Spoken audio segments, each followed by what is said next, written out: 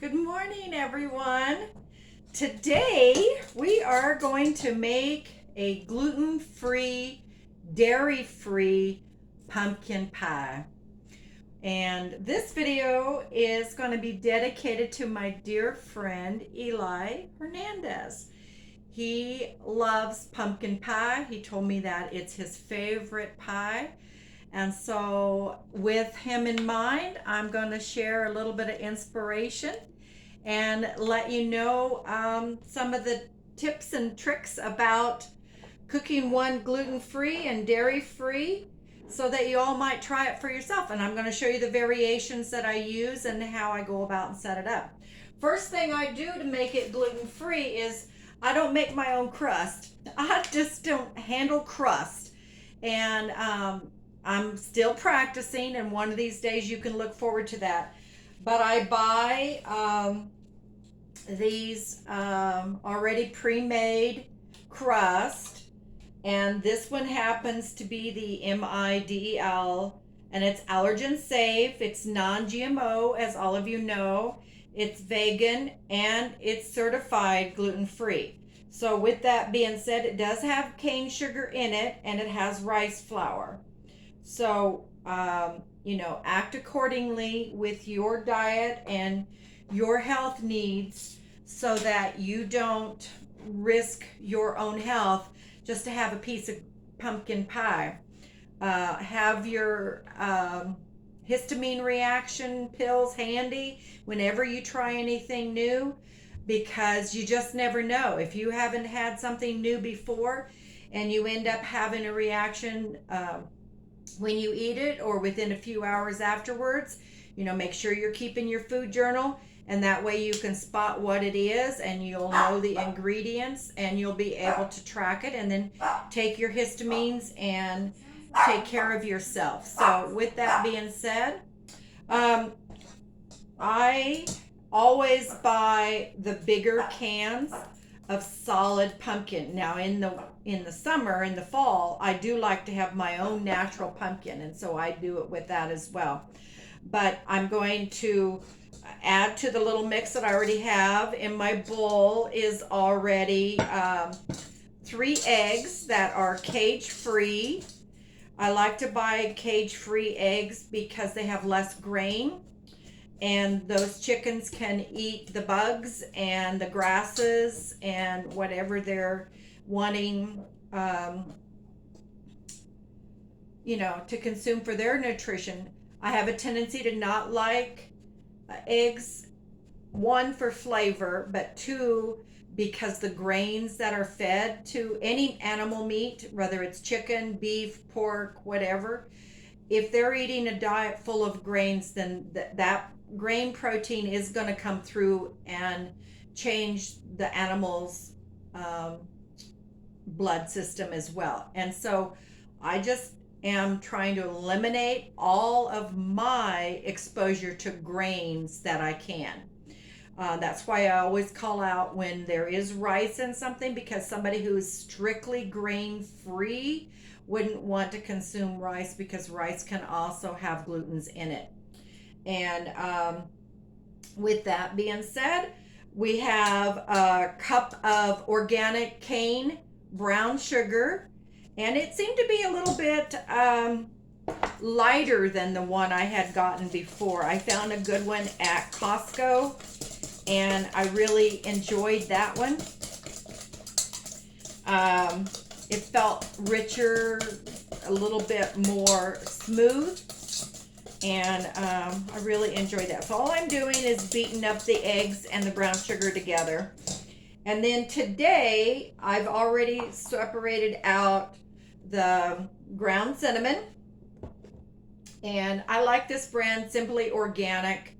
I feel like it's a pretty safe brand for me. There are some others that I've used, but this is just organic ginger, and so I put a little ginger in it, and then I use nutmeg as well.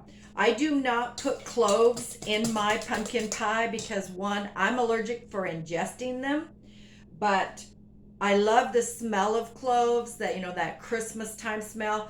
I use the Thieves products, and that's a very clove smell. and it's a wonderful smell. But so I have everything measured out in my little cup, and I'm going to add that to my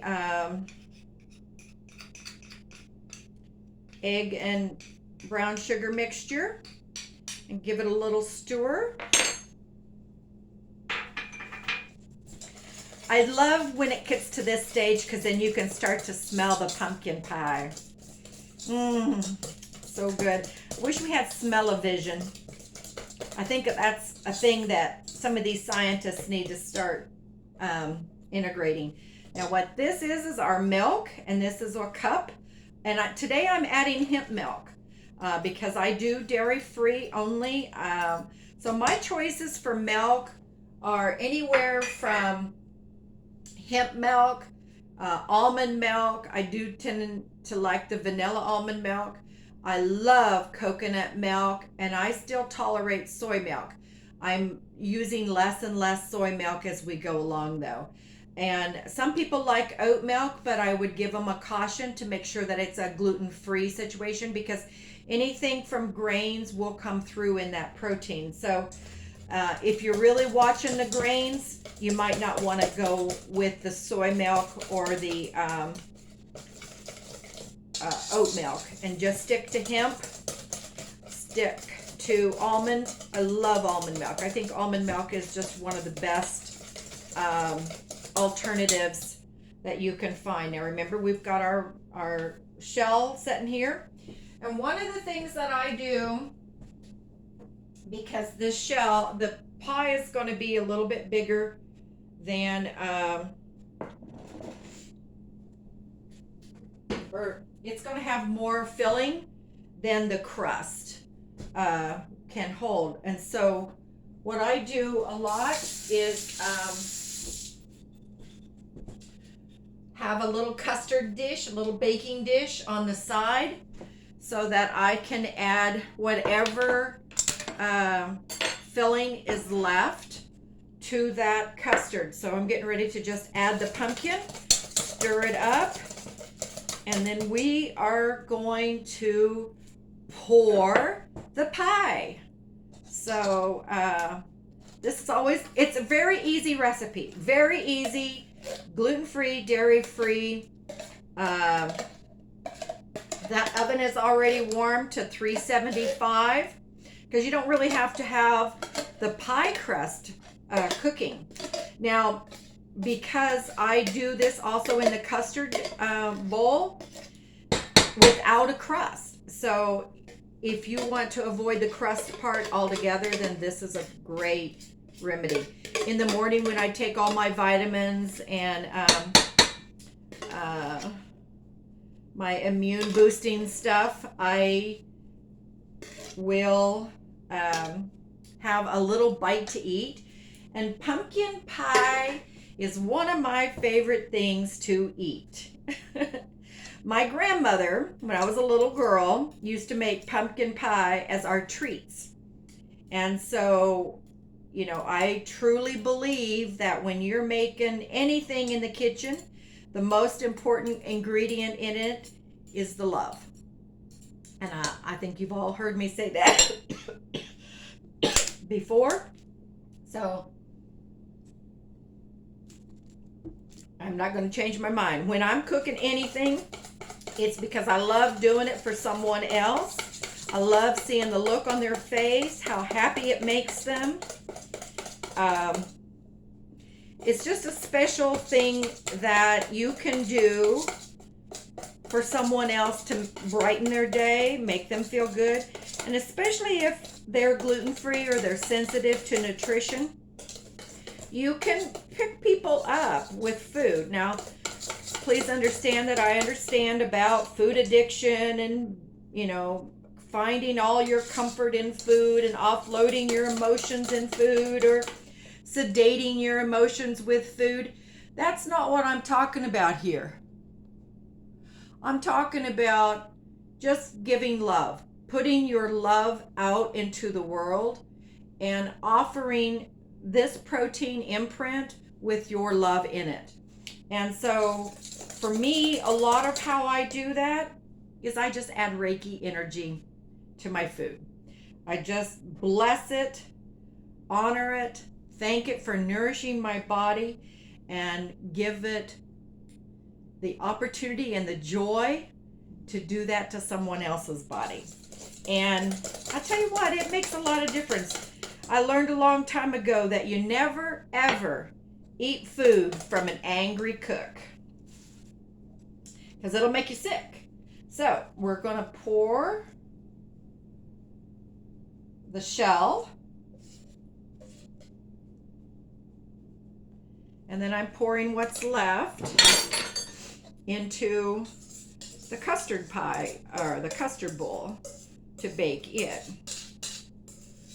It's very simple. I think we've made this in less than 10 minutes, even with me talking all this and showing you what I'm doing. So then all that we're going to do is put this in the oven and let it bake until I can stick a toothpick in it and it comes out clean. Now, depending on where you are and your altitude and the kind of weather you're having, that's going to vary. But for me, it ends up being about an hour and 10 to 15 minutes. So I just kind of set my timer and I start checking it at about an hour and 10 minutes to make sure that I am within range. And when I put that toothpick in and it comes out clean, I'm done. I'm good. I do the same for the custard. Sometimes the custard, because it's in a thicker bowl and there's a little bit more filling in here, it takes it just a little bit longer to cook. So with all that, I'm going to bid you adieu and wish you well on your gluten-free, dairy-free, grain-free journey, and send you out my love. And I hope all of you who enjoy pumpkin pie can go back to enjoying pumpkin pie. Bon appetit.